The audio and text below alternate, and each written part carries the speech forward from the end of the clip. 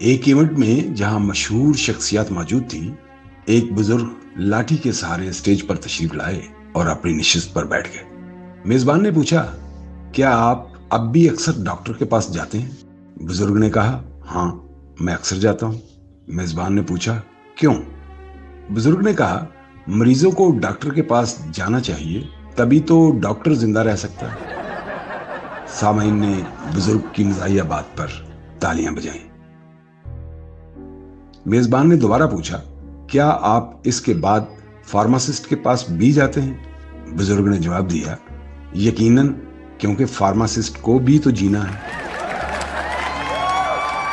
इस पर हाज़रीन ने और ज्यादा तालियां दी। फिर मेजबान ने पूछा, तो क्या आप फार्मासिस्ट की दी हुई दवाइयां खाते भी हैं? बुजुर्ग ने कहा, नहीं, मैं अक्सर उन्हें फेंक देता हूं, क्योंकि मुझे भी तो जीना है।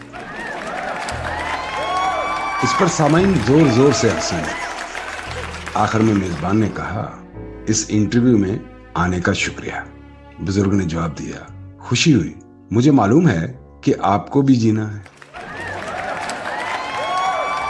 इस पर सामाइन देर तक हंसते और खुशी से तालियां बजाते रहे। मेजबान ने एक और सवाल किया, क्या आप अक्सर अपने व्हाट्सएप ग्रुप में सरगर्म रहते हैं? बुजुर्ग ने जवाब दिया, जी हाँ, मैं कभी कभार पैगामात भेजता रहता हूँ, क्योंकि मैं भी जीना चाहता हूँ।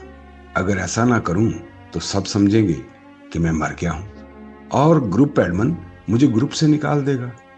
कहा जाता है कि ये मजाक दुनिया भर में पहले नंबर पर आया, क्योंकि सबको जीना है। तो मेरे तमाम प्यारे दोस्तों, मुस्कुराते रहें और अपने अजीजों को पैगामात और रद्द अमल भेजते रहें, राब्ते में रहें। लोगों को बताते रहें कि आप जिंदा हैं, खुश हैं और सेहतमंद हैं, ज़हनी तौर पर भी और जिस्मानी तौर पर भी। शुक्रिया।